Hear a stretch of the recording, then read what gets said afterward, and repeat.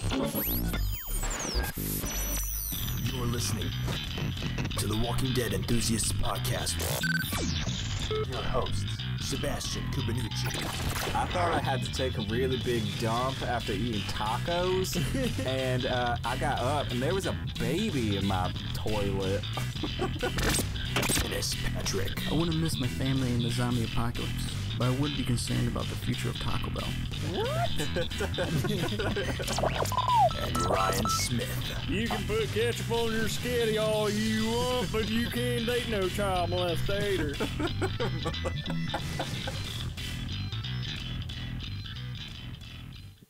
And we're live. Welcome to the Walking Dead Enthusiast Podcast by Fandom Found. I'm Sebastian. I'm Dennis. And I'm Ryan. Today we're talking about episode 904 of The Walking Dead, entitled The Oblige. Dennis is giving me the finger and making me laugh. Very nice, Dennis. No sniffling, Dennis. He's the rogue sniffler on the. It is sixth season, but no It is sniffling. 6 seasons. Everyone in my office is like sick and gross and nasty, and I'm like, stay home. Why do people come into work when they're sick? I don't understand that. I don't know. I'm Like happy I someone get to from work my, from home. literally someone was like, not feeling great this morning, gonna work from home for the beginning of the morning, and then I'll come in later this afternoon. I was like, don't. I literally commented, I was like, feel better, but don't come in. Please, Like, please don't. yeah, you could do your exact same job at home. You do not need to come in here and infect the rest of us, please. So yeah, keep your ass at home. Thank you very much. How you guys doing? Doing all right. I'm not sick. That's good. I'm not sick so far, but knock on wood. Dennis, are you sick? No, I'm not sick. It's just allergies. That's all it is. Winter allergies. Mm-hmm. Start a new show, Dennis, you're going to be patient zero. What show? The Preacher. Oh, Your recommendation. Yes. Pretty Do you like good. it? I do. It's pretty different from the comics. I think all of season one isn't in the comics. Oh, That's really? Yeah. That's the only season I've seen. I like it a lot. I can't wait for season 4, I think. They just finished season 3, right? Yeah. Yeah, so we got a while, right? Yep. Right. Well, who knows? Maybe it'll once The Walking Dead gets canceled after they kill off Rick Grimes, maybe it'll get more seasons of Preacher faster. So, Well, to jump into The Walking Dead, I think they're making it very clear that Michonne is going to be the head honcho after Rick gets the can. I'd say so. And I think, that's definitely that. And even like they're trying to make Jesus seem like the head honcho over at the Hilltop, I think, too. Once Lauren Cohen gets the can. Yeah. So we're in for very scary things over the next couple of episodes here. I don't know when Lauren's last official episode is, but they're definitely not marketing that one. I don't know if that one's supposed to be a surprise or whatever, but that one is coming, folks. So prepare your buttholes. Well, what is Rick's next episode? Yeah, I know you don't watch live, but literally as soon as that episode ended, as soon as episode 4 ended, they were like, next time on The Walking Dead, Rick Grimes' final episode. Be sure to tune in. You won't want to miss what's next. Great. Did you see any of like the previews for next week? Nope. Dude, the episode looks trippy as fuck. Yeah. Trippy? Yeah. How? Because like it's all like hallucination, like death sequences and shit like that. So I know like John Bernthal is reprising his role as Shane. Scott Wilson, who played Herschel before he died, he actually filmed scenes for this. Then I think there's a couple other people who are also going to be reprising their roles for these kind of hallucination scenes as Rick is dying. Oh, great. But So it's going to be like a 30-minute fucking drawn-out death scene. It's not for sure dead. Well, yes, it's not for sure dead. We don't know that. And it's like, it's not like lame hallucinations. It's like weird, trippy shit. Like, did you see like the Lovely Bones? Or I'm trying to think of like what else it could be. Like, I don't know. Dennis, do you have a better comparison? I have no idea. compare like the that. cell, like I don't know what to compare it to, but it's all like really bizarre hallucination kind of events. Like he's back seeing himself in the hospital, like weird shit like that. So Ryan, I would suggest you check it out because I think you're gonna like it. And they're actually like recreating a really iconic cover from one of the variant covers for issue 100, where Rick is standing in a field of just like all his dead friends. Oh, that's It's like neat. yeah, it's like a really cool looking scene. So Oh, let me interrupt here. Michael is in the chat. He says, "What's up, fellas? Taking a break from Red Dead Redemption to listen." Dude, I don't know how you're pulling yourself away from that game to listen to our little podcast, but thank you. I feel like you could play and listen at the same time, right? Yeah. I mean, there's not much on the screen except our three dumb animated faces. So. That's true. Did you design your taco? No, I have a friend from Australia. He makes a whole bunch of stuff. It's really nice. I like his art style. Did he make my Jesus? No, I found your Jesus on Google. Great, so we're gonna get sued by whoever made that. We That's do not good. own the background or the Jesus or Dennis's. Yeah, we definitely don't own Dennis's. That's for sure. We'll get sued for that one too. I And, am Zombot. Jonathan Walker, who usually puts Denbot in a lot of the little scenes. There was one already, Dennis. I don't know if you saw. Oh, it. was there? Is he doing it was. again? Yeah, I'm gonna have to go back and find it for you. Oh, that's great. I'll send it Yeah, because I'd love Ryan, to I see know that. you're not on Facebook, so No, I got yeah. rid of that a while ago. I know. Hey, So take a step back. Sure. Is Lauren Cohan? I thought she was confirmed to have less episodes than Rick. Yeah, I I thought thought that too. she was also confirmed for 6 episodes, so I'm a little bit confused.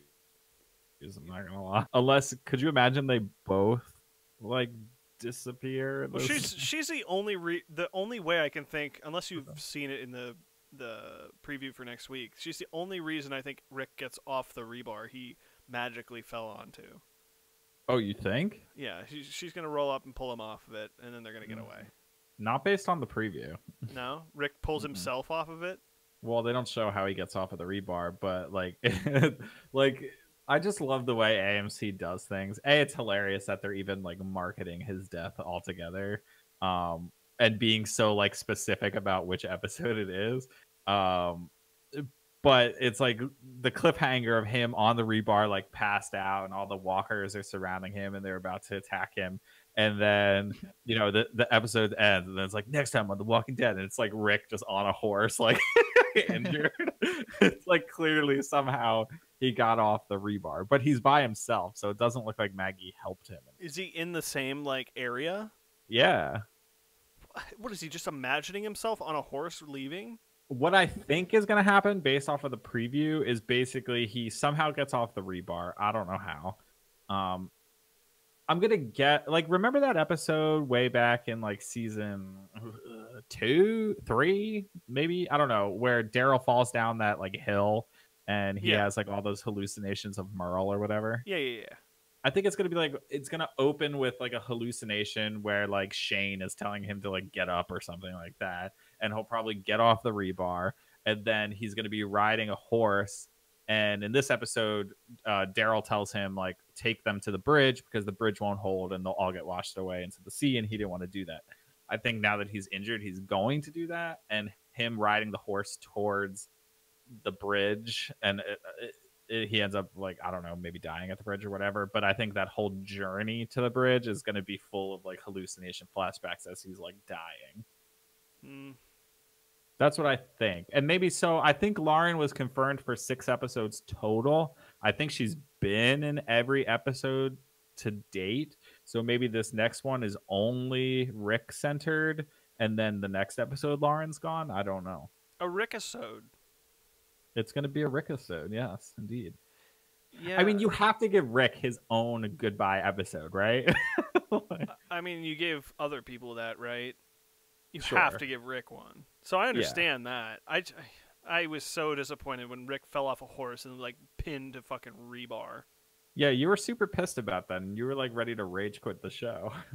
I'm still on that point. I think that's so dumb. Like of all, like who's sitting in a writing room just going, How are we gonna make Rick hurt himself? I know. Let's have him fall off a horse directly onto some rebar that's randomly there in the middle of a fucking field.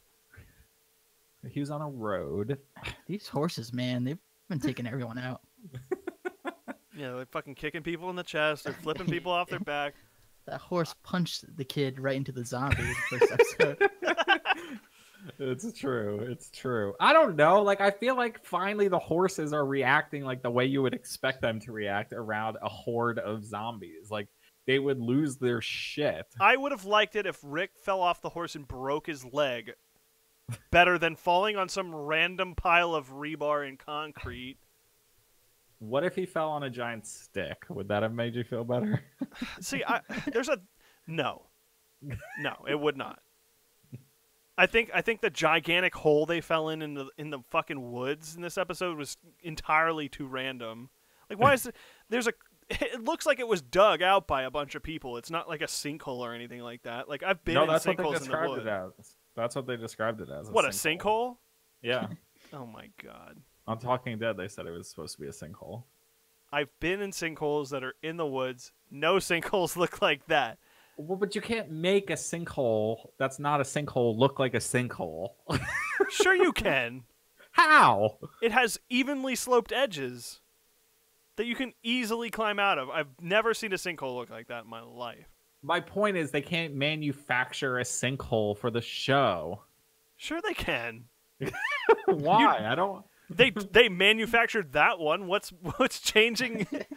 You could make it look different. Because they just got like a backhoe and they dug that shit out. Yeah, it's fucking lazy is what I'm saying. Personally, I didn't even think it looked like a sinkhole. It didn't. That's my point. It looked like they dug a hole with a backhoe. I don't know, man. I'm looking at pictures of sinkholes right now on Google image search, and it's just a big hole. Look, with a sheer cliff. All the sinkholes I've been in or around in the backwoods of Pennsylvania don't look like holes. They're like concave little cups that you can easily climb in and out of. Why are you playing around in sinkholes? Dude, I just did this shit when I was a kid. I'm worried for you because that sounds dangerous. Well, the reason Pennsylvania has so many sinkholes is because of all the coal mining that used to go on here. It still goes on, but what's that town in Pennsylvania that still has the coal mine? Oh, the one based Centralia. Yeah, Centralia. Centralia. Yeah, and that's based off of Silent Hill. Silent Hill's based off. Yeah. Yeah, that's crazy. I want to go there. We're not that far from there. We should take a road trip. Yeah, I'd be down to go there. It's just a town that's perpetually on fire. There's still people who live there. Oh, there are? I thought they all had to. No, there's still like 3 or 4 people who are just like, nah, I'm just gonna stay here and live in this useless town that's on fire. Are they all like decrepit and like deformed and shit? I have no idea.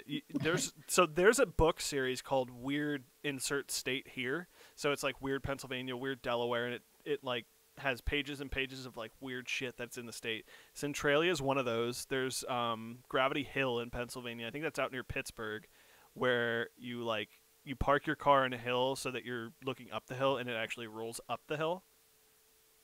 It's really Gravity weird. Hill? Yeah. And then that's in Hopewell, right? I thought it was out near Pittsburgh. I don't know where. I think that's in Hopewell, New Jersey. Hopewell. No, there might be one in Jersey, but this is in Pennsylvania.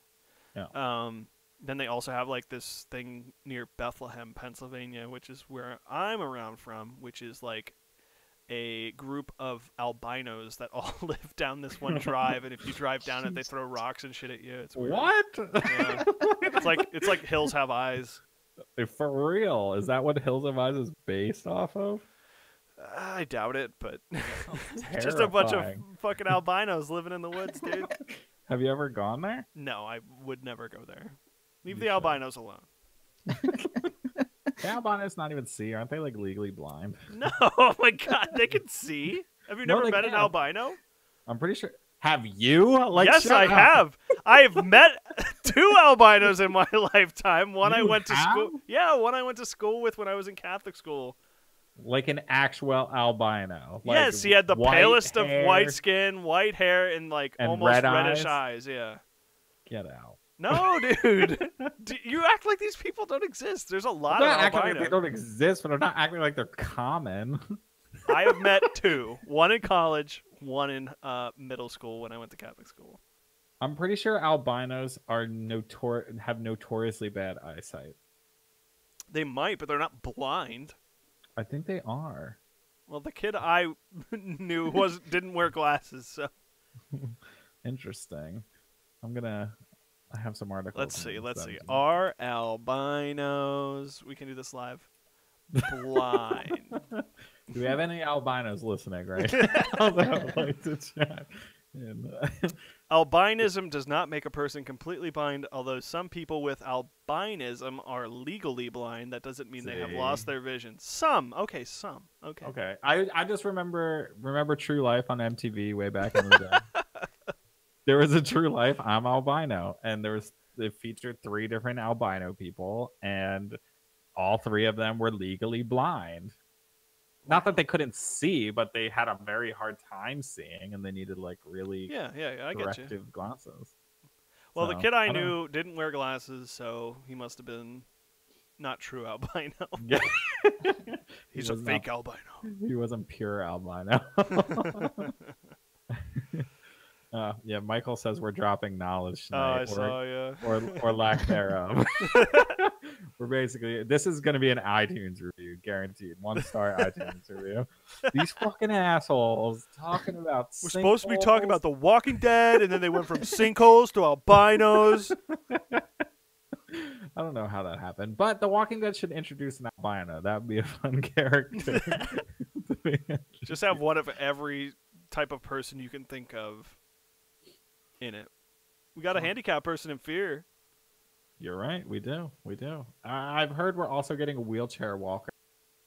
The Walking How Dead. the fuck does that work? I don't really know. Wouldn't I it just kinda- crawl on the ground? Well, I think it's like strapped into a wheelchair. Oh, okay. I guess. I don't. I had like a really big problem tonight with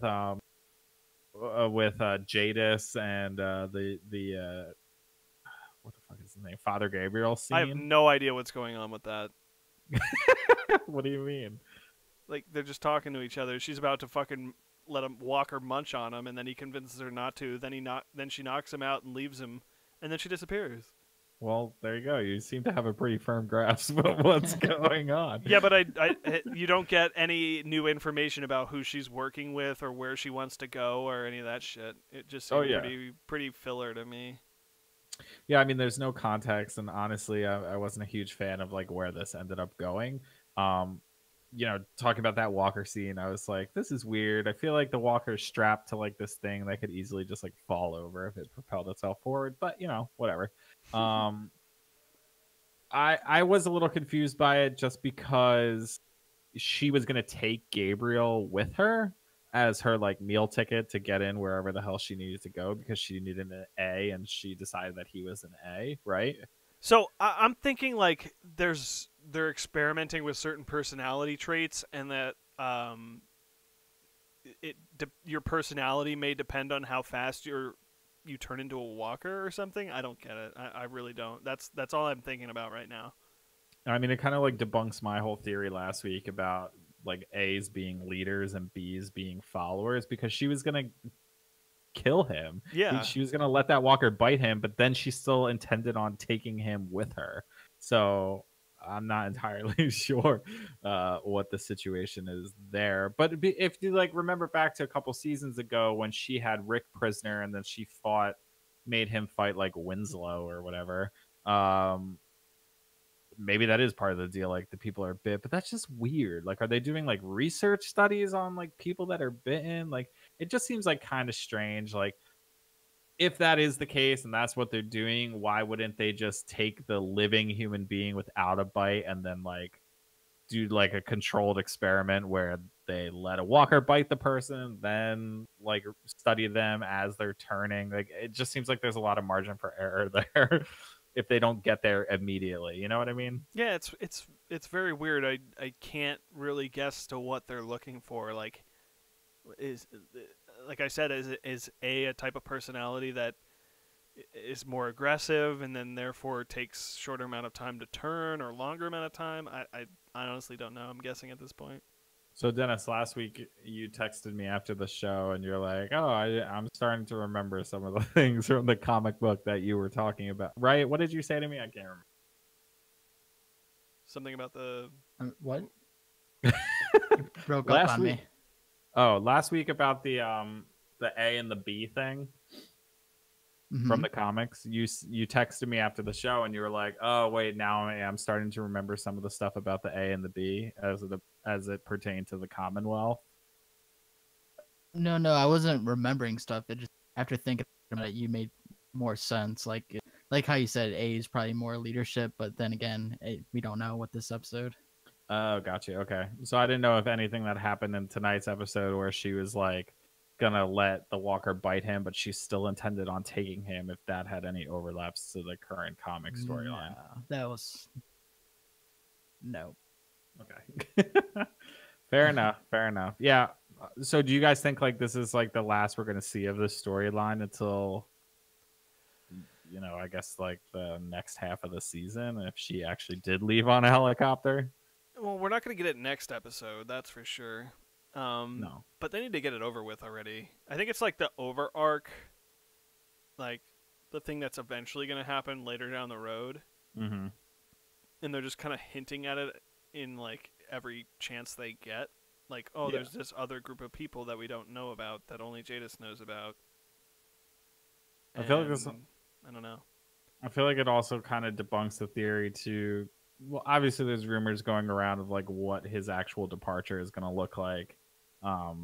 Dennis, I know you texted us that letter or whatever that he wrote. Andrew Lincoln wrote like a goodbye letter or whatever to fans, and it was like, until we meet again, which kind of like heavily implied that he wasn't actually going to fully die and that there's a possibility that he could return.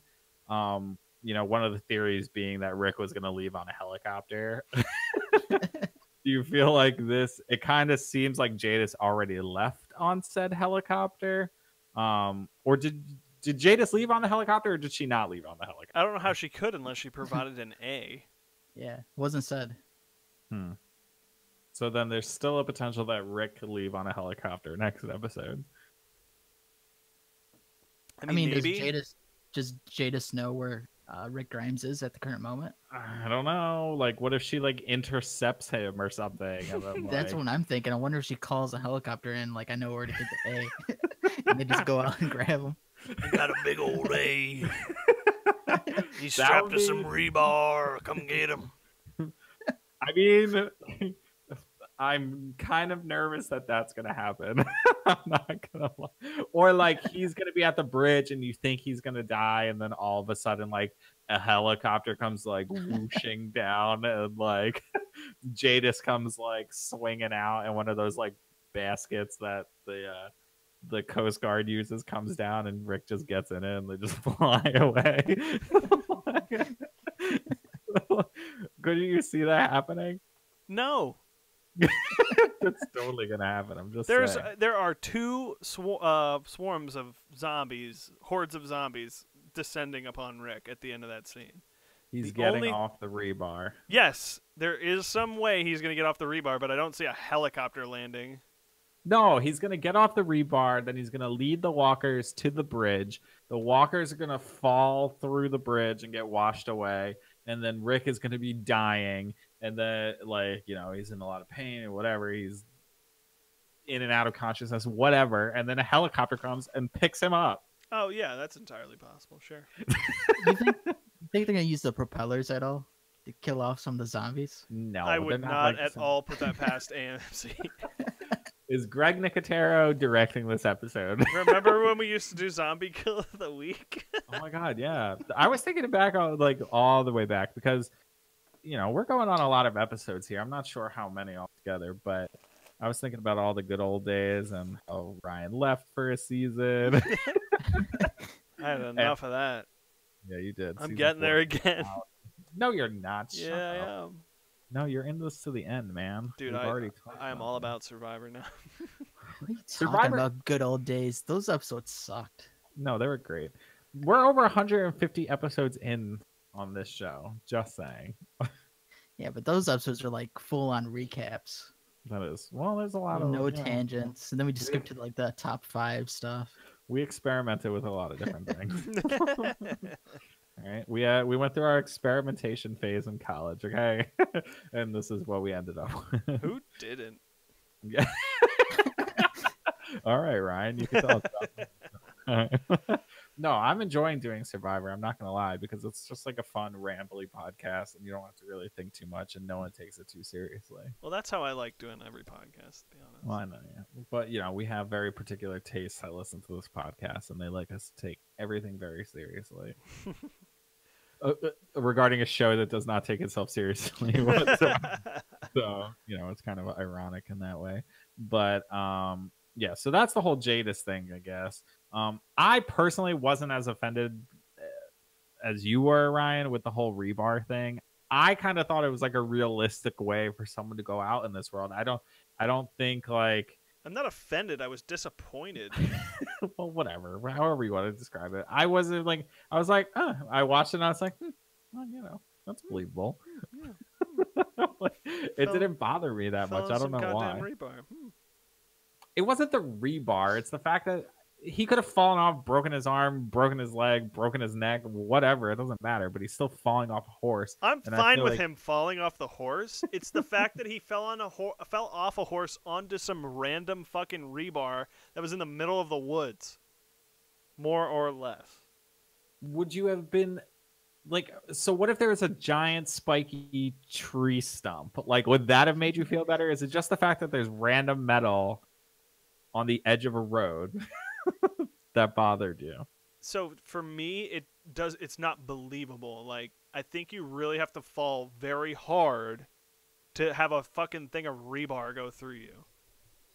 Well, he fell like not just into you, 7 feet through you. Even then, it doesn't. To me, it's not realistic. He said on the show of zombies. Sure. I don't know. I thought it was okay, and I mean, it looked like a building that had been destroyed, so there was rebar. There was a pile of concrete. Yeah, but from an old building. From what I remember, there wasn't enough fucking concrete to make a building. I think maybe a small building. Not even. Like a little church. Not even a sidewalk. A little church. Oh my god. All right, I will go back and watch it just to make sure, and then I will tell you how wrong you are. Fine. I'm pretty sure there's a picture on Reddit right now, so you could just go find it. I mean, if you bring it up, I'll look at it. Next talking point, and I will find it. What's that? Bring up another talking point and talk about it, and I will find the picture. I mean, we already talked about the dumb hole in the ground. Well, there was other things that happened in this episode other than the dumb hole in the ground. I got a question for you guys. Maybe I said it in the show. How is Georgie sending the letters? Raven. No. I don't know. Yeah, I don't know. I assume like a courier. And no one thought to like follow that courier back? I mean, that would maybe she drops it off via helicopter. It's possible, right? It's possible. No, I would assume she has like a rider or something that sends it out, something like that, right? This is one of the questions that Walking Dead just doesn't give a shit to answer. You just assume that somehow they got the message there. It doesn't matter. Yeah, that's not. What do you think that message like said? Because I feel like it has to say something important, particularly because she didn't check it. Look out for Jadis. Bitch is creepy. Maybe Maggie gets taken by Jada. All right, I'm gonna send you a picture of the rebar. Okay. Where are you sending it to me? The host discussion. The Discord. Or I think we're TWD discussion on Discord. Dude, no. Okay, you're right. It is just a giant pile of rubble with some red. There's some CMU blocks behind there. It's okay. No. Wait, so am I coming more to your side and you're coming more to my side? No, absolutely not. There's not enough. It just looks like some fucking hillbilly or farmer just like threw some leftover shit into the woods next to a dirt road. Maybe it's like a pet cemetery, and that's like the old fencing or something. A pet cemetery. It's Rick's first horse. Oh no! Did you know they're coming out with a new pet cemetery? Movie? Yeah, they're redoing it. Oh God, they're redoing. Is that where he got everything. shot? What? Is that where he got shot as well in the first episode? That's him in the Full hospital, circle? I thought, isn't it? Yeah, that's him in the hospital. I don't know if that's the very first episode though. Well, well, it looked like he was shot in that area. I can't remember though. We're being bad podcasters because we're talking about things that no one knows what we're talking about. Alright. So It's we a picture we know, from Reddit. Yeah, you said it. It's the image where he was laying in the ground impaled by rebar. But on top of it is a picture of him in the hospital Oh from yeah. the first episode. Yeah, So I'm that's just curious if it's like a full circle. He's injured in the same area. that is precisely what that image is showing. Yeah, that's what that Reddit post is saying. Basically, oh, this is coming full circle. Rick is injured in the ribs in the first episode, and now Rick is skewered through, that kind of same exact area. It's all in a dream. his They're on spine. the Lost Island. Yeah. None of these people are actually alive. Everyone's Mhm. dead. They're all dead. It's purgatory. Someone is Hurley. It's the big guy who delivers messages. I forget his name. Jerry? Jerry, yeah. Yeah, Jerry is Hurley, the island of the South. What did you guys think of? To me, there was a. What did you think overall? I don't even know if we ever said. Like, what did you think overall of this episode, Ryan? I thought it was the worst one so far. Really? Okay, Yeah. Dennis, what did you think? Yeah, for this season. Yeah. First one. Yeah. Wasn't bad though. No, I thought I it don't was think. bad. You thought it was bad? Yeah. Is it all just because of the rebar?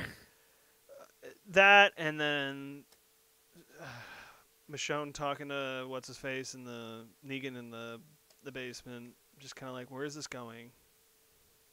Turns out that wasn't. This really this going was the anywhere. biggest this was the biggest filler episode of this season. So I mean, I semi agree. I thought all of like the Rick interactions with like Carol and with Daryl, those were all like super necessary and important. Because seeing as he's going to probably die next episode, there needed to be some closure between some of those larger characters. I don't know. I kind of I hate closure for the sake of closure. Like, they make it very like, if they weren't talking about, if they made it a big secret that Rick wasn't going to die next episode or leave the show next episode, you'd figure it out by the way he's interacting with people. Like, they always do this. You can always tell when someone's going to be killed off. So you mean from like a person, like from a story standpoint? Yeah, it's just the way they're writing it. At least to me, it's always very apparent when they're going to kill someone off. I'm very rarely surprised, with the exception of when Negan killed people off. I'm Well, very yeah. rarely surprised when someone dies. Like the kid in the first or second episode that died, the random kid. We randomly got some backstory for this kid, and then he dies. Like, he was being filmed. It's very. I'm very not surprised anymore Yeah. when someone dies. No, I mean I agree. Specifically with the Rick and the kid, I actually felt like there was like a little bit of real life brought into the whole Rick and Carol scene, because there was a lot of like weird emotional tension in that scene between the two characters, and it didn't necessarily fit like the purpose of the scene. So I don't know if you guys noticed, but like I noticed multiple times like Andrew Lincoln was actually getting very teary-eyed and emotional, and basically it's like Carol saying, look, I'm going back to the kingdom, and the saviors are going to do their thing, they're going to be on their own, they're going to make it work, they're going to figure it out. And that was basically the scene. Oh yeah, and then that scene where everyone at the camp was like guns blazing at each other. You don't see any of it. Well, we'll probably see the aftermath of it next week. I hate that. That's a big thing with the Walking Dead, is you don't see these main events. It's a tease, man. But it's not a tease if you don't ever see it. You'll see it next You see the beginning of it, and then you see the end of it, and you're like, oh great. Look, Well, I there's- don't need to see. There's that guy that's dead. But I don't need to see Carol shoot like 6 people on the head. I do. It Why not you reinforces do? her character. It's just kind of like, oh, she did this, or we don't know who shot these people. Carol may have killed them, but it reinforces Carol as like the badass that they're trying to portray her as. You're right. But so back to that Rick and Carol scene. it turns out like this.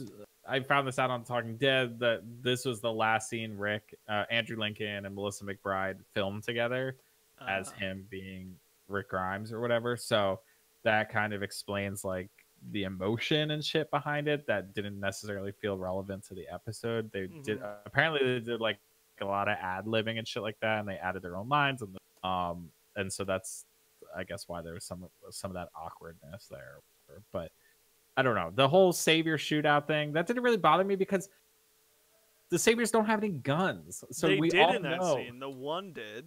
And Carol got the gun from him. Oh, did she? I missed that. She kicked his leg out. Oh, that's right. Dropped the gun. So who fired then? Why fire? I don't know, because I think like once that happened, you see like that hobbly bitch Regina come out of the woods, and then that one girl on a horse who is on Carol's side, I think, feels like they're coming at her, and she shoots them. I think. So I assume Regina's probably dead. Jed is probably dead. Carol's and dead. Because the Saviors don't have any guns, I'm assuming all of them are dead. Carol's definitely Not all of them, but a large number of them. Wouldn't that be something if Carol's dead? No, Carol's definitely not dead. Just saying, it would be something. That would be like a Fear the Walking Dead move where they already knew that they were going to kill off Frank Lane, and they're like, let's kill off Madison too. Oh, we're losing Andrew Lincoln and Lauren Cohen. Let's kill off Melissa McBride too. Just kill off all of them. Just kill them all off. Who cares? Whatever. New show, new characters, start off fresh. We don't need a show. Right, Dennis? What are rated? Forget the past. Kill it. Kill the past, Dennis. It's a Star Wars reference. Oh, yeah. I was trying to remember what that was. That's not that bad of a movie. Oh, we have to talk about that again. Are you doing a follow-up to your original? We should, because I was fucking hammered when we did that first one. And did we ever release the first one? The original never released. Yeah. There's so many. Why do we have so many like Ryan drunk-episodes like that have never been just all in the vault? I don't know. One day I think we need to do like a Patreon, and then we a Patreon. Yeah, sign up. Donate to us to see Ryan get shit faced. Ryan will destroy his body more for your $. No, I won't. My body's destroyed enough. I'm good. Well, Scott, get possible. It's yeah. How's that lawsuit coming? Ooh, fire. I was watching Talking Dead, and Jeffrey Dean Morgan did like a little side interview. It was very awkward. You know, obviously they were like talking about their scene, the Michonne and Negan scene. Strangely enough, Angela Kang was also on, and he was basically like singing her praises, whatever. And then he like made this really like awkward apology. Who did? The guy who plays Negan, Jeffrey Dean Morgan. Oh, okay. And he basically said like Angela Kang is killing it. She's like really brought my character back like to life versus like where he's been over the last like 2 seasons. He's like, I know that Negan has been some of the tougher parts of The Walking Dead to watch over the last couple of seasons. And I was like, what? That's interesting. He basically like is saying like, no, I heard you. I'm questioning what he fucking said. Like, that's dumb. What do you mean? What does he mean? Like, she's not bringing him back to life. He's sitting in a cell. Meaning he's talking like a real person. He's not being directed to be overly theatrical. He asked how his baseball bat was doing. I disagree with you. All right. I don't know. It seemed to me like a more emotional depth. He was talking about his wife. He's talking about Michonne's kid. Like, Negan seems like a real fucking person in this season. And he's also just saying, like, look, I get it. Like, my character had these long, fucking weird, drawn-out monologues last season. A lot of the worst parts of the last 2 seasons are because of my character. And the worst parts as in meaning the most poorly written, the most poorly acted, the shittiest parts, the torturous parts of the show to watch are a direct result of my shitty character and my shitty acting. I am sorry for that. Like, that's basically what he said, aka Scott Gimple sucks. That's ridiculous. I don't think it should fall on his shitty acting. I don't think he acted shitty at all. I think it's the writing. His acting was fucking awful. I loved his character. With the backbends? Yeah, as I do back then. Yeah. No, I thought he was absolute like trash. But and yes, it was the shitty writing, but then on top of it, he's adding these theatrical, like over the top reactions and deliveries to every single line, and it doesn't even make him seem like a real fucking person at that point. So that is something that you would discuss with him while you're filming it. It's if he is doing something wrong, you got to tell him. But he apparently, whoever Scott Gimple was watching it, said he was doing fine. So it's not his fault. Like I don't blame him at all. I think it shows, especially over the last couple of episodes, where a lot of the actors said shit. Even Greg Nicotero said shit. Which shut the fuck up, Greg Nicotero, because you were a director. You were you talk about like Jeffrey D. Morgan's acting. Like you're the one who's telling him more backbend, Jeffrey. Let me see More that theatrics. Dip. Let me see that dip. Let me see how low that dip can go. No, like that's your fault. So don't try to be fucking throwing Scott Gimple under the bus because we're throwing both of your asses under the bus. Especially Scott Gimple. Especially Scott. So, no, I mean, he's the actor. He's taking direction. I get it, but it's nice to see that the actors are reading the like criticism and understanding like where the fans are coming from and why the fans are saying what they're saying, why the ratings are decreasing. And it's nice that they're shouting out Angela Kang, especially because the fans are too, like saying, you're doing a good job. You're really reinvigorating the show from what it was previously over the last couple of seasons. Yeah, I would have. I agree with you to a point, but like they're still making the same stupid mistakes, like I was talking about earlier, where it's just kind of like you're doing things for the sake of doing them, for moving the plot along. Like you're having these characters have heart-to-hearts for no reason other than that the one's gonna die. It's like obvious foreshadowing, but it's not. I don't know. I just feel like it's a difference of taste because, like, I kind of disagree with that because he's Rick. Like, he's always had these conversations. So I feel like maybe you're a little bit tainted in the way that, like, that happens with every other character. And just because Rick is going to die, you feel like it's happening now. But Rick has always had heart-to-heart conversations with people and other characters. No, I get that. But it's just kind of like these heart-to-heart. There's heart-to-heart conversations, and then there's my last thing I'm going to say to you before I die conversations.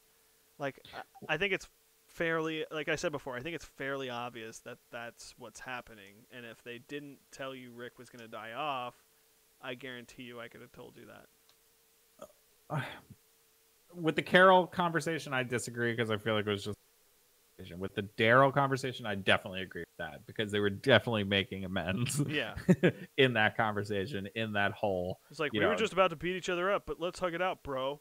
Yeah. Let's get out of this cage, this hole, bro. But in a way, like I'm glad they did it because, like, if Rick dies with after him and Daryl just had a fight, like, I don't want to do another half season of Daryl sulking around, like feeling like he's to blame for the death of Rick. Like, I can't handle that. So I'd much rather see this short conversation of them calling each other brother and whatever. And I mean, Daryl wasn't like, mushy gushy lovey dovey. He was like, dude, get the fuck over it. Okay. If Rick dies after Daryl left him there, Daryl's 100% going to feel responsible for leaving him there to die. Like, that is one question I was going to ask you is assuming Rick dies from this whole situation, is Daryl to blame indirectly or directly to blame for Rick's death? I mean, no, but he's going to feel that way. So it's gonna, you don't think he's to irrelevant. blame? Not really. I mean, Rick fell off a horse. Into rebar that was magically there. But Rick would have never fallen off the horse had Daryl and Maggie not orchestrated this plan. Oh, you're right. Yeah, you're right. So I mean, this was all part of a plan, even down to the hole. Maybe the hole rolling into the part of the plan. I'm not entirely sure. I'm not gonna lie. Like when fucking Rick asked, "Did you dig this hole?" I was like, I wouldn't be surprised.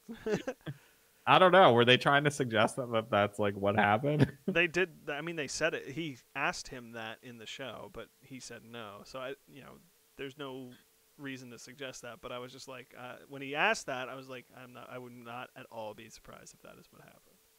I mean, my response to that would be like, why would they dig a hole that they intentionally couldn't get out of? I'm not saying that they did. No. Because obviously they didn't. I'm just saying. Well, I don't know. I'd be I'm surprised. I don't know. I'm kind of like semi maybe on the side that they did, because like I have a big problem with like that gunfight going off, and then all the walkers being called over to it, and then all of them happen to just cross this random fucking hole that they had to be in. It just seems like things are very coincidental, and I don't like it. Well, I assume like Daryl and Rick's, I guess I'm just giving the show like the benefit of the doubt, like all around. Like I just assume like Daryl and Rick's like fighting and yelling and screaming at each other was basically like drawing the walkers in. So that kind of made sense to me. It was the gunshots that went off. They even said it in the show when they were in the pit. Oh, those gunshots are going to draw the walkers, and then magically those two gigantic hordes that Eugene has some weird explanation for why they're named that way. I can't remember what it was, like some Romeo and Juliet or some kind of fucking play that he named them all that. Shakespeare. Yeah. Characters that died in Shakespeare, because apparently there's an endless list of them. Okay. Well, still, it seems very coincidental that hole that they randomly fell in happens to be in the path, the direct line between the one horde and the encampment. It just, I don't know. I feel like that's poor writing.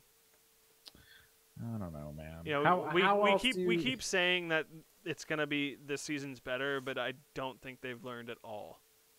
I don't know. Dennis, what do you think? And I also think the last season was such shit that we're putting this one on a pedestal that it's like great, but I don't think it's that great. I think this season's better than a lot of the other seasons, though. I think this might be my favorite season to date. Why is that? I don't know. Don't ask me to explain things. Well, you say it's your favorite season. It just seems like there was why. Are you saying ever? Yeah. It just seems like there was more going on, and I like the pacing of it.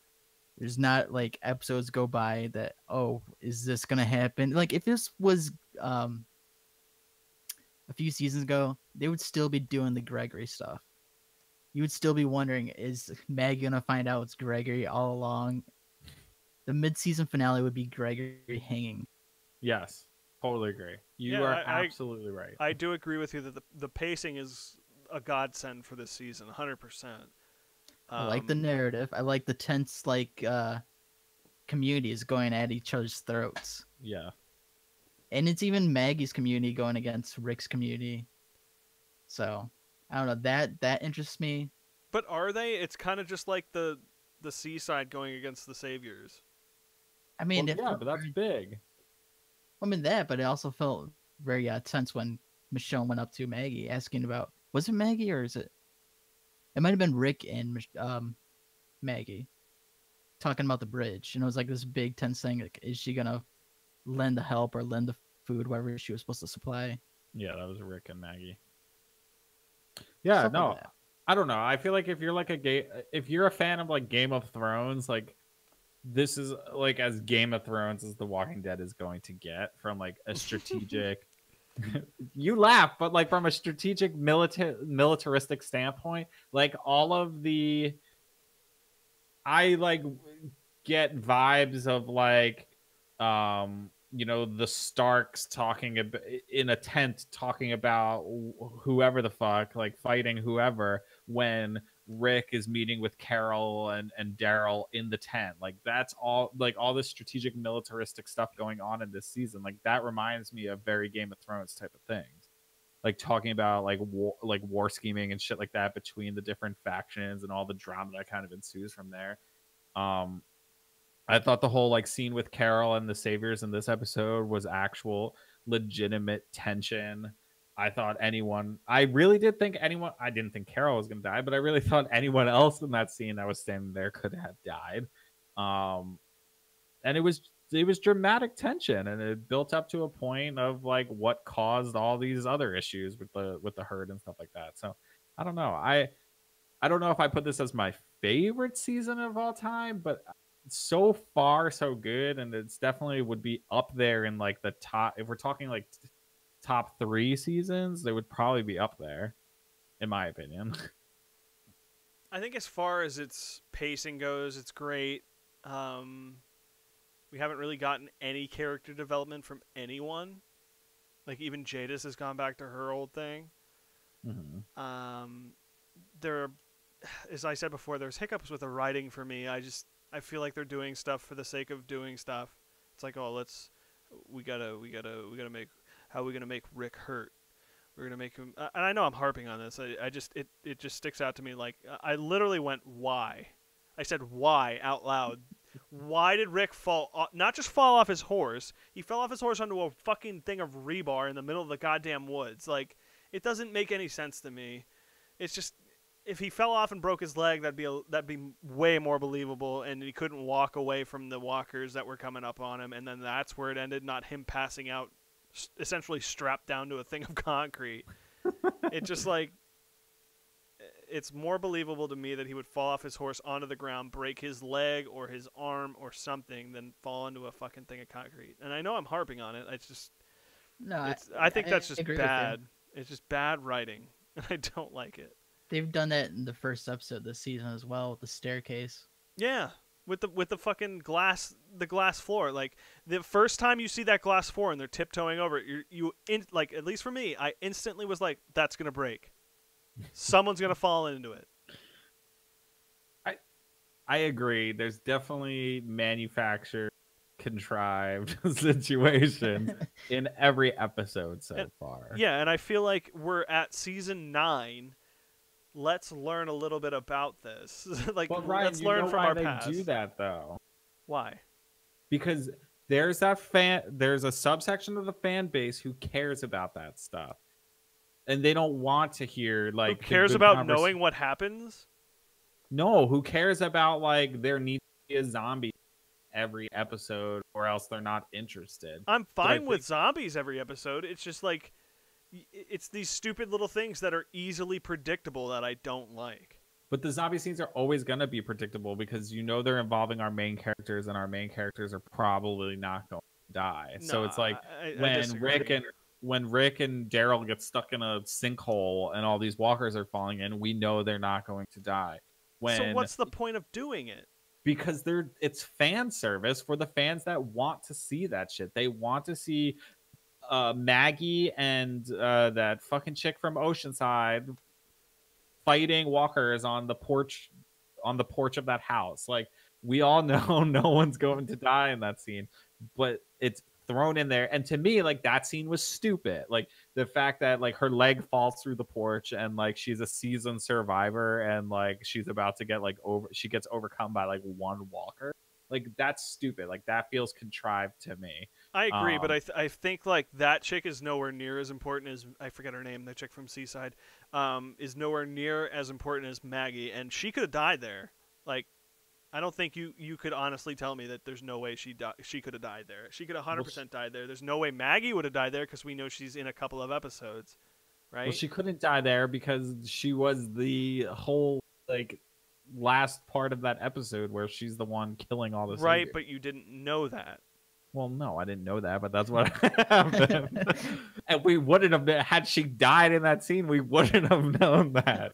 If she had died in that scene, you could have happened. made it to any. You could have made it any of the other Seaside. Actually, I did kind of know that. I'm taking that back, because they obviously showed that what chick had the fucking spear gun, so you knew that they were doing it. You didn't know she was doing it.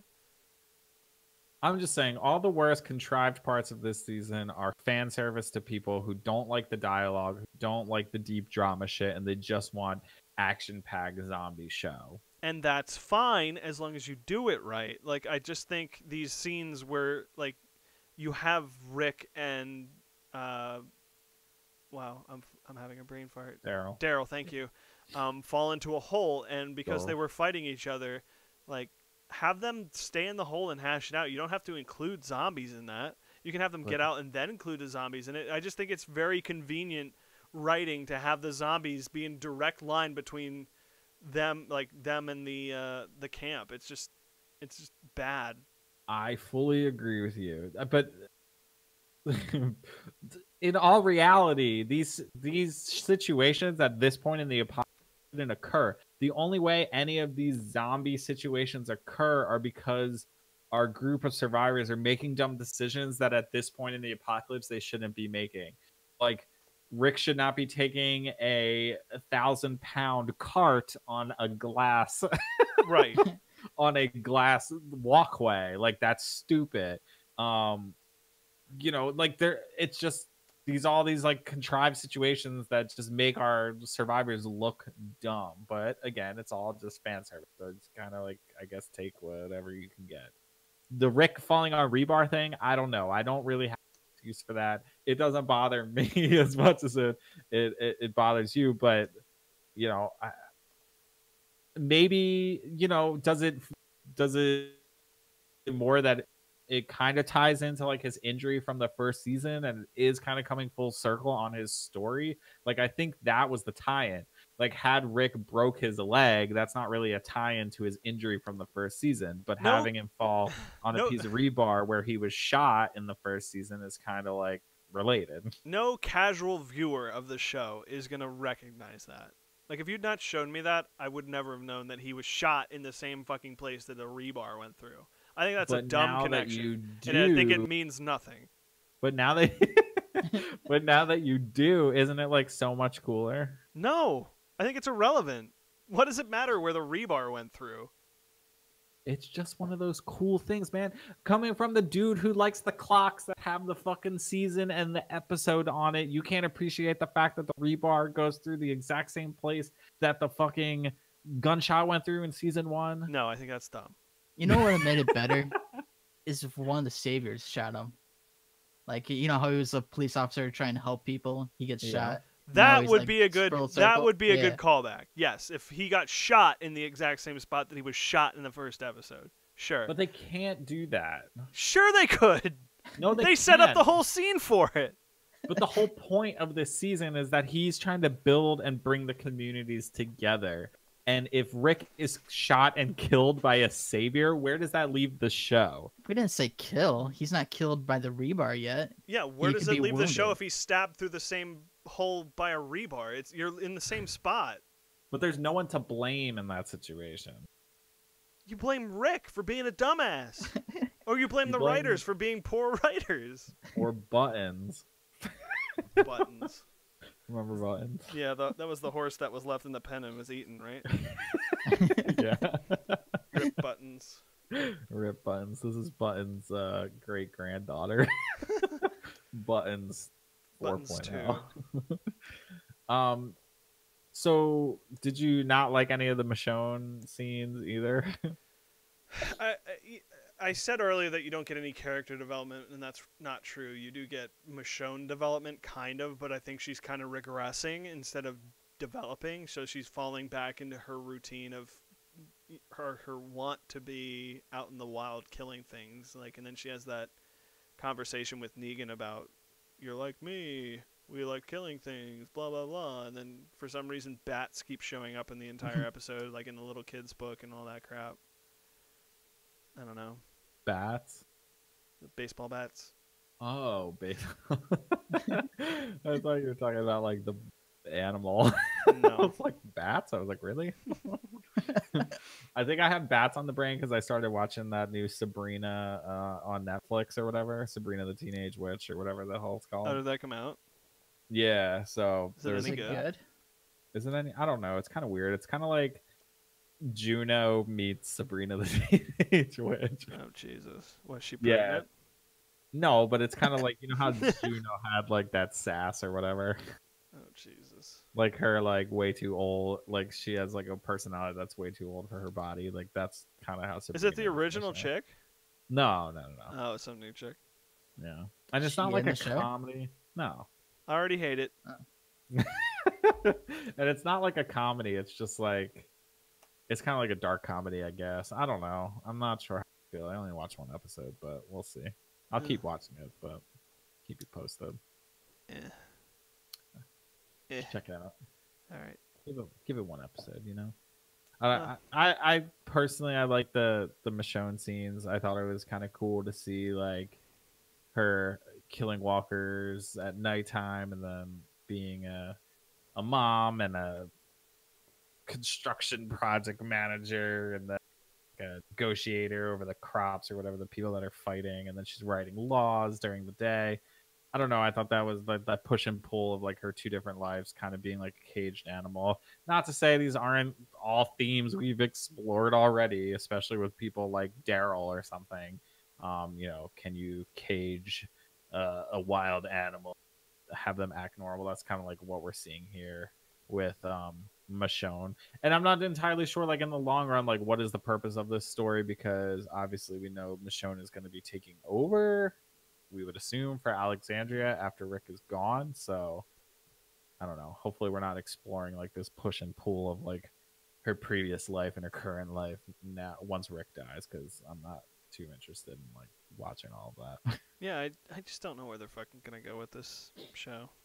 I don't know. It's like tough because we're like 9 seasons in. It's like how much more character development is there for these characters? You know, like we're talking going on. How many years have they been in the apocalypse at this point? I don't know. 3, let's say. Too Like, many. like how many facets of Michonne's life are we unaware of that can be incorporated in storylines at this point? Like, we already know she had a son. We got reminded of that in the episode. Mm-hmm. She was like involved in the arts and whatever the hell else she did, and now we understand why she has that push and pull between these two lives, and like that's it. Like, I don't really know how much more you explore with that character in a dramatic fashion. Not to say I didn't enjoy it, I'm just not really sure like what's from here. Yeah. So Dennis, excited. dude. We're gonna get Magna soon, and her group. So that's Yeah, gonna be a but whole new Magna's set of kind of characters. like a limp dick of the comic books too. Like, How could well, I mean, like they try to like make her introduction a huge thing, and really she just served as like a device used to show like the passage of time to make that exciting. We're Other gonna than get that, Princess. but what did they do in the comics? They haven't done anything. Oh man, so much. Wait until you gotta read. You gotta read. It gets so good. You get like Princess, who's like my favorite character now. Dude, I was like almost to the end of the Whisperer arcs, and none of them did anything. Well, Princess, Who? Princess. Yeah, that's after the Whispers. Yeah, so I don't know. Princess. A weird character too, but Is she from the Kingdom or the Commonwealth? Neither. Oh, okay. she likes pink fluffy vest. Apparently, Great. She's badass. she should be fine. Watch out, Carol. Watch out, Carol. Princess is coming for you. Well, do you think we're just diverting from the comics after this point? Like, we're not even going to follow the comics anymore? Hell no, we're gonna be more aligned with the comics than we've ever been. Even though, like, Rick and Carl and all the characters are dead? Whatever. Carl's gonna be. My understanding, they're still doing Carl's like Lydia storyline from the comic books, just with an aged up Henry. Ugh, I hate Henry. See, these characters don't even matter really at this point, though. Yeah, but Henry the doesn't matter to comic me. Henry's just a little shit who gives water. I don't care about him. That guy could have No, pushed him off the bridge for all I care. I'm talking about in the comic books. Rick and Oh. Carl, and at this part, they almost feel like side characters. But who's gonna lick Carl's eye socket hole? Wait, someone licks his hole? Yeah. Someone licks his hole, man, and now we're not gonna see it. Who licks his hole? In the comic books, he falls in love with Lydia, who's the daughter of the leader of the Whisperers, and she's kind of like a little freak, a little kinky. She And licks his hole. She licks his eye hole. Hey, Carl, let me lick your hole. Ew. There's a little ASMR for everyone out there. So I guess we're not going to see any eye hole licking, which is sad. Sophia comes back and licks Carl's dead eye socket. Yeah, so I'm a little upset about that. I'm not gonna lie, but apparently all that story is going to happen. You know, it's just gonna happen with different characters. So it is what it is. All right. All right. I got one more thing. What? Someone said that we got an F-bomb this episode. Is that Oh true? yeah, we did. Yeah, Daryl says something, and I didn't go back and watch it, but I caught it. But it sounded like he said "fuck," but it was just kind of like, I don't know if it was like bleeped out, or he said "fuck" or something like that. Yeah, that's basically what it sounded like. He was like, I don't give a or what did you say? that's basically how it was done. Yeah, But it was obvious enough to know that he said fuck, so that was kind of nice. I don't give a frick. That was a big a frat. Technically, we still get our 2. 2 fucks this season. Yeah, I don't know. Fear the Walking Dead was saying fuck all over the place. Like, it's pretty crazy to me. I forget what show I'm watching. Fuck, what show? Oh, I'm watching the Purge show on USA. They literally say fucking motherfucker like 15 times an episode. Really? And this show is still a bunch of bitches and still won't say the fucking F word. Because it's directed to children. Dude, who cares? You fucking kids! Are you really telling me that Glenn getting bludgeoned by a baseball bat is better than the F word? Yes. Well, according to them it is, but it's stupid and not real. But, you know, whatever. It is what it is. I'll take someone getting bludgeoned to death by a baseball bat over the word fuck. Any day. Are you like as a parent? Oh, no. I'm talking about someone who's watching the show. Fuck parents. Fuck kids. Why are kids watching this show? Well, can't we get both? I don't understand. We should, yeah. If it was on HBO, we would. And we wouldn't get shit CGI. I wonder if, like, because the ratings are declining, they're like, we're... Oh, what if we get a little, you know, we'll just throw an F-bomb in here, and then people will watch us. That'll spread like wildfire. We'll get it. Oh, did you hear they said the F word on Walking Dead last night? What? They said the F word. Oh, the show's so edgy. I'm going to go watch it now. It's a legitimate show. Michael says it's all about that sponsor money. Yeah, but that's such a cop out bullshit excuse. Like, again, if Taco Bell is okay with Glenn getting fucking bludgeoned to death, they sure as hell should be okay with the word fuck showing on the show. Right? I don't think it's advertiser. I think it's more what is it, FCC? No, they always claimed it was apparently on cable, paid cable, you can say the F word like after I think 9 p.m. I always thought it was like 11. That's why Comedy Central always used to do the Girls Gone Wild thing after 11. No, but I mean, I'm pretty sure the like 10. So. You broke up. I didn't hear what you said.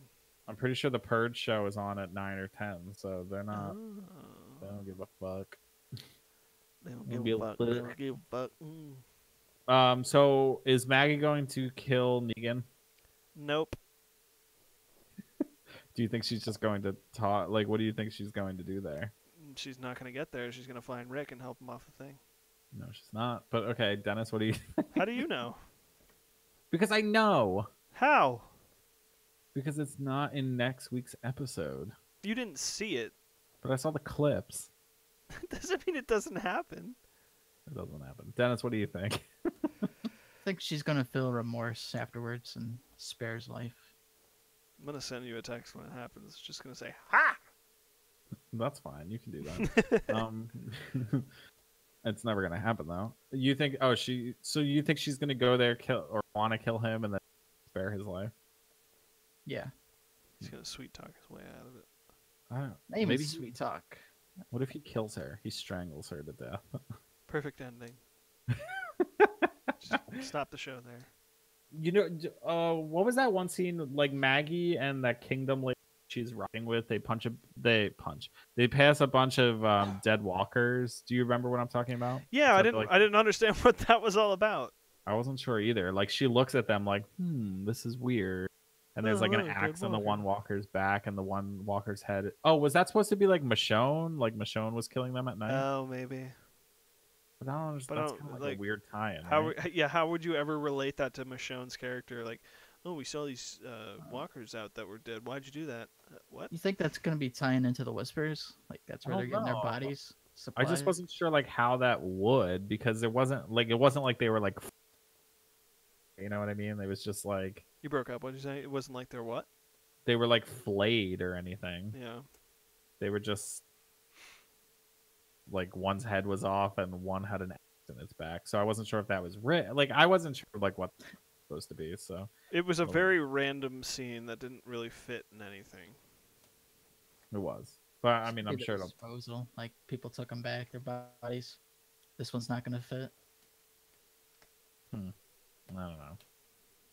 You're not quite selling me on that yet, Dennis, but we'll see. We'll see. Do you guys want to jump into episode ratings? Sure. All right. So last week, episode 3, Ryan, you rated. That was called Warning Signs. Ryan, you rated that a 5.75. I rated that an 8.232, and Dennis, you rated that an 8. Dennis, why don't you go first? What do you rate the Obliged? I'll give it a 5. A 5. Dennis, you just said you like the episode. He said he liked the season. Oh That man, wasn't the greatest episode. it drops all the way to a 5. Well, I think my top one was only a 7, Your top one was a or it was an 8, but the rest were always like 6 or 7s, right? no. Your episode 1 was a 7. You guys weren't so rated that. And then last week was an 8. So dropped all the way to 5. That's disappointing. Ryan, where are you at? What was my last episode? 5 what? 5.75. 4.75. All right. I'm gonna give this one. Let's see where was it? I'm gonna give this a 7.90.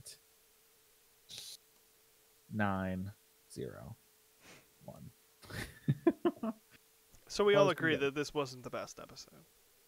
I mean, I thought it was probably the worst of the 4, but I still my lowest rating before that was a 7.9. This is a 7.901. So it was, to me, it wasn't. I liked the interaction with Rick and Daryl and Carol, and I liked the tension that was created. I liked the Michonne parts for the most part. I didn't think they were like thing. They were fine. I don't know. I thoroughly enjoyed it. I'm not gonna lie. Don't ask me to explain myself anymore. Michael says all about that sponsor money. Not sure what he's Yeah, referring to, but We talked about that already. oh yeah. That was a while ago. Oh gosh, lion. I'm a little out of it. Just leave me alone. I have a brain thing. I'm just gonna default to that from now on. I have a brain That's fine. thing. Scott Gimple. All right, so I thought it would be a fun game, really quick, to take our guesses here about next week.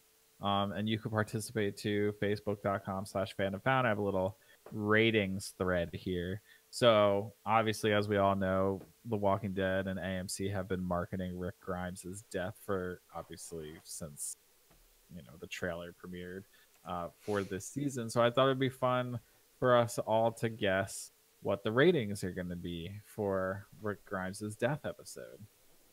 And so for context, the season 7 premiere, which was the Negan bat scene where Glenn and Abraham died, that got 17.03 million viewers. It's the highest viewed episode in the history of The Walking Dead live. Which was? The season 7 premiere where Negan kills Glenn and Oh, okay. Abraham with the bat. So That was 17.7. How much? 17.03 Million. billion. So what do you guys think? What guess do you want to put out there for this? Do you want to talk about what the ratings have been for season 9? So Yeah, do It was a that. premiere. Yeah. all right, so 1 second. Let me bring this up. Okay, so let's see. Episode 1 of season 9 was 6.08. Woo. Episode 2 was 4.95. Episode 3 was 5.04. And the ratings aren't out yet for this latest episode. So basically, started at 6 and now they're hovering around 5. So knowing that they're marketing Rick Grimes' death pretty heavily, do you think a big influx of people are going to return just to watch this end episode, or do you think ratings are just going to stay around 5 million? What say you, Dennis?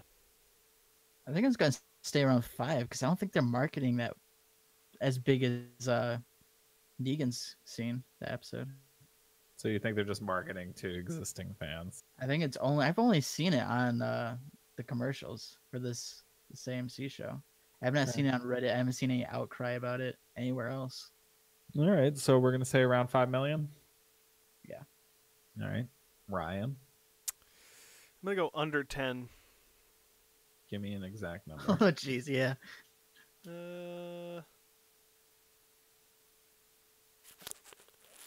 7. 1 million. All right. Yeah, I'm like torn. I don't know if people like really care, honestly, or they definitely. I don't feel like gonna watch. So I think this whole like marketing Rick's death is really a shameful ploy to get more viewers, live viewers, but I really don't think it's going to do much. I agree. In terms of bringing back people who have already left. I think maybe they'll record it or watch it later, or just read about it. Yeah, I think they'll just read about it on Twitter the next day. Yeah. So I'm kind of like around Dennis. Maybe I'll give it a little boost to like 5.7 million. Oof. That's all I'm going. But yeah, that's it. All right. So next week, episode 5, it's called What Comes After. It says Rick is forced to face the past as he struggles to maintain the safety of the communities and protect the future he and Carl envisioned. Carl. He and Carl what? Envisioned. Oh. So, should be fun. Sounds like it's going to be a blast. But, yeah. See, my problem with next week's episode, it's going to be 100% about Rick leaving the show and not furthering the plot other than Rick dying. Well, that would pretty significantly further the plot. I feel like. Well, it doesn't really. Like it's been shown the entire first couple of episodes in this season. It's been shown that what he wants to do doesn't matter anymore, and people are just taking whatever they want to do and doing it. So they're essentially making Rick insignificant in the show just to kill him off. You know what I mean? So, the entire next week. So, even if he's not killed off, he's leaving the show. So, even if he leaves on a fucking magical helicopter into the sky with fucking what's her name, garbage person, it's still showing that whatever Rick wanted to do is insignificant anymore, and there's going to be a lot of people crying and a lot of people, Talking Dead's going to be like, oh no, Andrew Lincoln, why are you leaving? Oh my god! It's just an entire episode about this one character leaving the show. Who, to be fair, we've been following his story for fucking 9 seasons now, and it's just literally going to just be about Rick. Andrew Lincoln leaving the show and Rick dying or disappearing, and it's not going to have any major impact on anyone if you think about it, other than their feelings. Because he's already shown that he can't control the saviors and the other communities fighting each other because they're kidnapping people and killing them. He's already showing that he can't control his own people from going to kill Negan because they're on their way to do it. Even though if they don't, it doesn't matter. He couldn't save it. He couldn't save his own son, and he apparently doesn't give a shit about Judith. So I just think next week's episode is just going to be irrelevant. It's just a big, and that's why they're marketing it. It's to bring all these people back just to see how Rick dies or leaves the show, just to get viewers. And it's kind of like, why is Rick, other than him being in the show for so long, why would we care that he dies?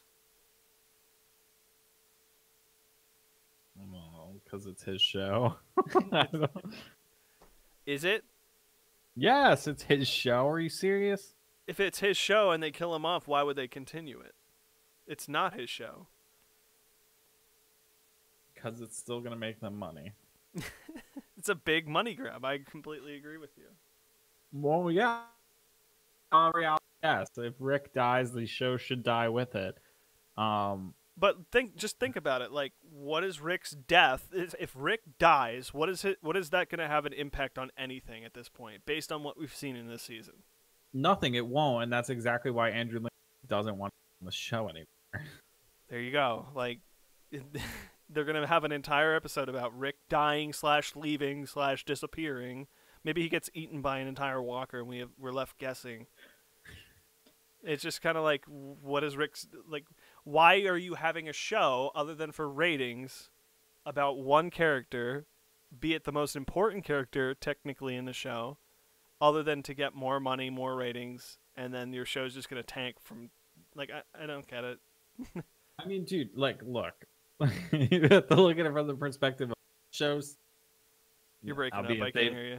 Well, albeit they might lose, like, half of their viewership after. But the show still gets 5 million viewers. So they're not just going to give that up. 5 million viewers is like nothing for a TV show now, though. What do you mean? On a cable TV show, that's probably still one of the highest rated on right now. I mean, maybe, but you have to look at it from what it was at its peak. Well, yeah, by... I'm okay. Okay, I get where you're coming from. They have a TV show that does all right. So they're going to continue it, but I'm just saying, like, it doesn't make sense to me to have the entire episode. So I'm guessing that they're going to have an entire episode about Rick dying, and they're going to have these scenes where he's flashing back, he's about to die, and he sees his past, and we've got Herschel, and we've got Carl, and we've got Lori, and we've got some other dumb character that we've already forgotten about, and he's just like, oh no, and then we're all supposed to feel bad about this character dying, and that we're going to miss him, even though, like, they're systematically making him irrelevant in the first 4 episodes of this show, of this season. Well, Like, it's irrelevant. very obvious. It goes back to that very obvious of, like, killing people off. Like, this season, the first half of this season, so the first parts of this season so far have been specifically to make Rick irrelevant so that when you kill him off, the plot can continue without him. You're right. And that bugs me. That's just bad writing, in my opinion. It's bad. Well, I writing. mean, they're kind of stuck between a rock and a hard place at this point. So I guess they're just like. I don't think they are. You could make, let's say they were going with Rick's plan, and Rick was the guy keeping everything together, right? And then you kill him off, then that just makes him, like, everybody freaks out, because what do you do when the person that you rely on all the time dies? So how would you have preferred his last 6 episodes to go? You build him up. You don't knock him down. Like, they've been knocking down his character these past, what is it, four episodes. Like, Michonne's taking a lead, and Daryl and Maggie aren't listening to him, and the camp is erupting in gunfire and fighting, and he's just become irrelevant. Like, what he's doing doesn't matter anymore. And because what he does in these first 4 episodes doesn't matter anymore, makes his death less significant. So instead of knocking his character down, you build his character up so that when that tipping point comes where he dies, it makes more sense that people feel sad about it because they don't know what they're going to do, and then everything erupts into chaos. Not everything erupts into chaos because he's doing a shit job or no one's listening to him. He is the pinnacle. He's the cornerstone of the keystone of this entire couple of communities that holds everything together. And then once he dies, it erupts into chaos because he was the single person that was doing that. That was that linchpin. It just doesn't make sense to me anymore that they just kind of dumb his character down just to kill him off. And they do that with pretty much every character in the show. All right. I mean, Am I making sense, or am I randomly rambling? I mean, in a way you're making sense. I think that's my biggest part.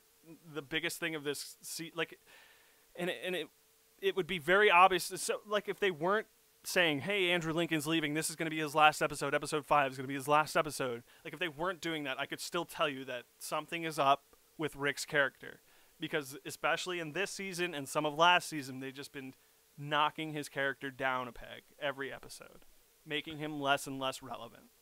Yeah. Okay. I mean, So I they didn't. should have done it like Ned Stark. Right. Ned Stark became more and more and more and more relevant, and then he was killed off, and it was a big surprise. Spoilers. No. I don't care if you haven't watched season 1 of Game of Thrones by this point. I don't care. Let me ask you this, guys, real quick. Yeah, I agree. Do you think AMC is going to do that whole thing where they don't tell you what happens? To Rick, No. they better not. Not They're after going. hyping it up. Well, I they mean- hyped up the whole Negan thing, and then a whole season went by. But this is episode 5. I mean, it's not like a mid-season. If it was a mid-season finale or finale, I would genuinely. But we're talking about episode 5 here, so I don't think that's gonna happen. Yeah, I agree. I hope and pray at least. But yeah, I don't know. It's. I'm sorry if I just ruined the fucking show for you, but that's like my big thing. Like, he has characters to replace him. He's irrelevant now. I mean, I get it, but I'm gonna like let the next episode happen. Make a judgment. You're breaking up. I can't hear you. Yeah, I don't know. There's something going on with my Discord here, so should probably wrap this up. No, go finish your thought. I want to hear what you had to say.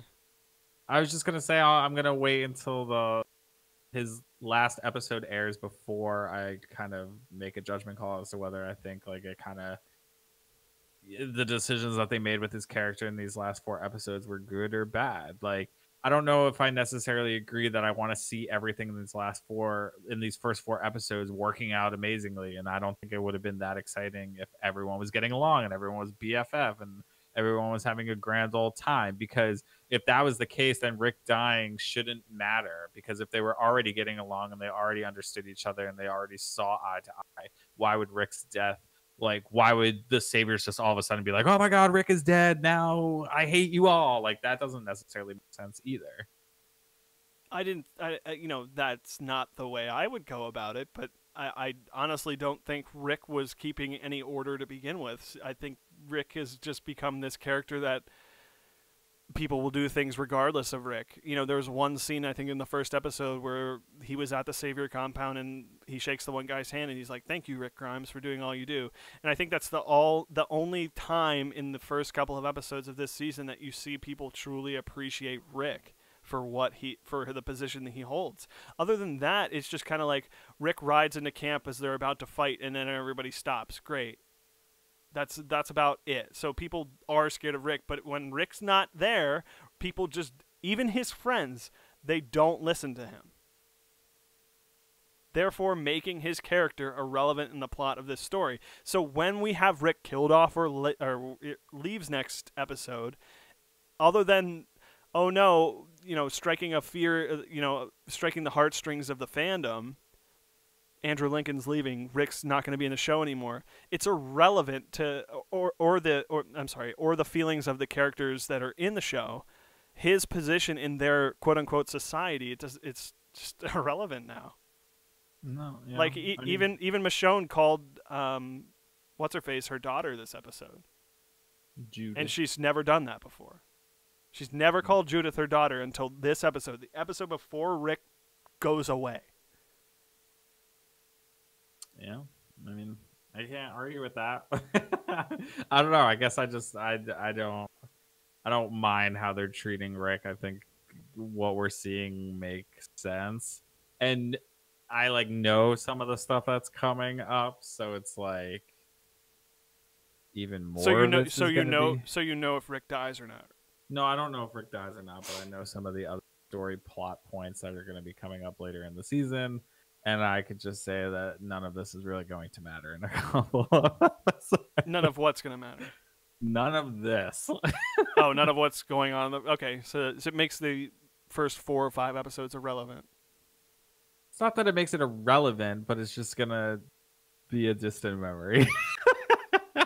So irrelevant, yeah.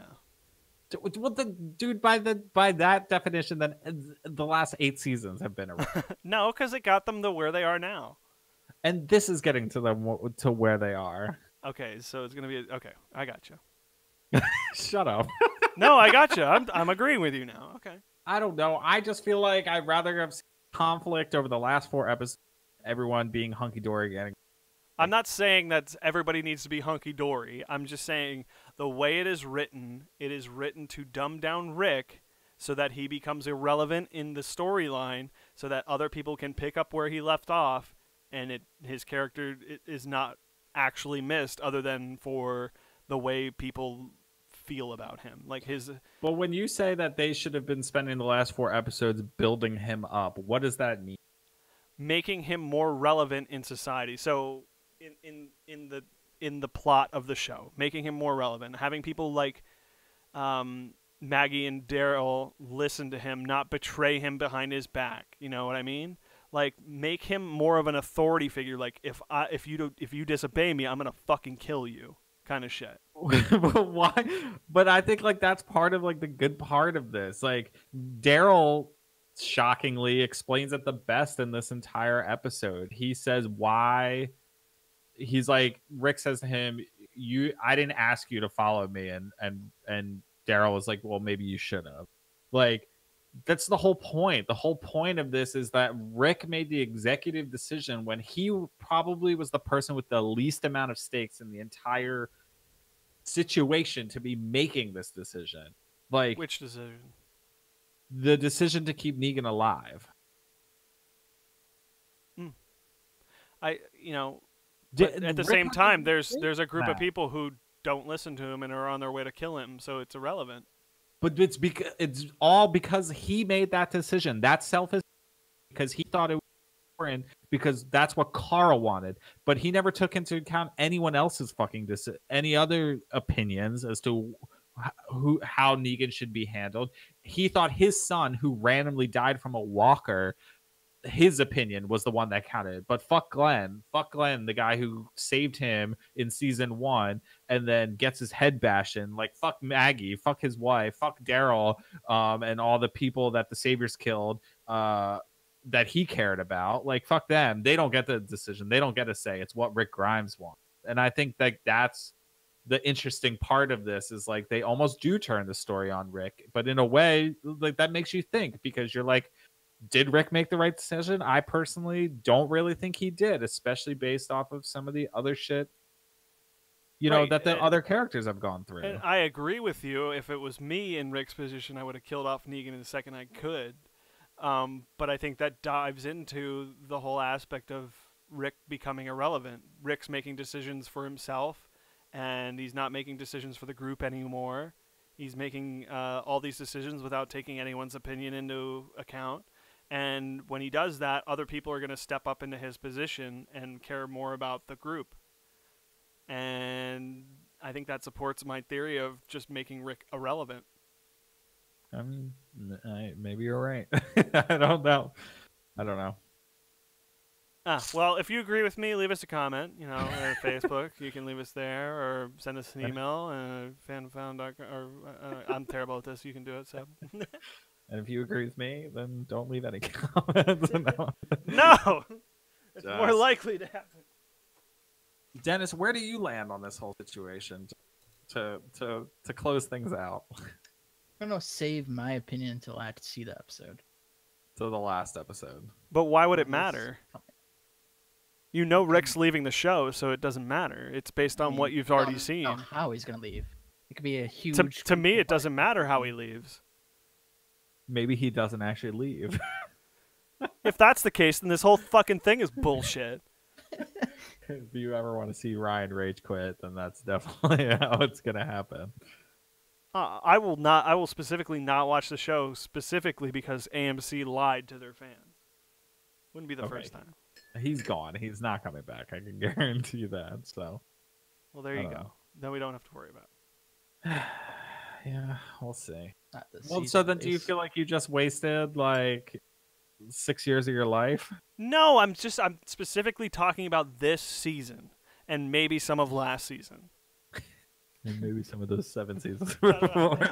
This season and some of the end of last season, where they started making Rick irrelevant to the group. And I mean irrelevant because there are other people like Maggie, who's also leaving, and now Michonne's coming up. We've got Carol, who's becoming more of a leader, and Daryl's just doing Daryl. It's just kind of like you're making it very obvious that these people are leaving the show. It's not like the characters are going to die. You're making it obvious that these actors are leaving the show, and you're making them irrelevant so these other actors can step into their shoes. Mm-hmm. That's my problem with it. You know, Good night. I'm not going to repeat myself because I will repeat myself. No, that's fine. That's fine. It's fine. We got it. All right. Well, I guess we'll see you next week. The irrelevant departure of Rick Grimes will be happening. But yeah, if you have any thoughts or feedback about what we just discussed here on the podcast tonight, you could email us at twdepodcast@gmail.com. That's it. You could also comment on our Facebook page at facebook.com/fandomfound or send us a tweet on Twitter at fandomfound. If you like the podcast and you want to subscribe, you can do so by going to fandomfound.com/subscribe.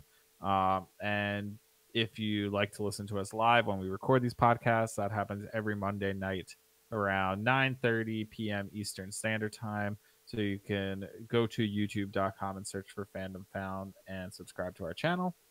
And that is it. Is it? I think so. Pretty much. I'll say thanks to Michael for stopping in. Yeah, thanks, Mike. Sorry. I was like A whole hour. hour and a half we're at. Hour and a half. Oh. Almost an hour 40. But yeah, Go thanks, back Michael, and- for stopping in. Love reading your comments and to jump on what Seb said. Hit that notification bell so you get notified when we go live. We also post on Twitter when we are going live. And then come in and type in the live chat. We love to hear from you live, and we respond to you and all that kind of good stuff. Yeah, we should probably mention at the beginning of the episode when starting to listen that there is a live chat. Yeah. I don't know if a lot of people notice that but there's a live chat to the right of the video where you can basically interact with us and we'll read your comments and talk about them and anything. So that's how Michael is interacting with us. Yeah. via the chat. All right. So you guys have any final thoughts before we wrap this shit all the way up? I think I've given all my thoughts. I think you did too, Dennis. No, Wow. good. I love you. This was fun. I don't feel like we debate very often, so this was nice. Yeah, I love a good hearty debate. We're master debaters. Ho! Heyo. All right. Well, until next time, guys. I'm Sebastian. I'm Dennis. And I'm Ryan. Thanks for listening to this episode of the Walking Dead Enthusiast podcast by Fandom Found. See you next week. See you next week. Wear black.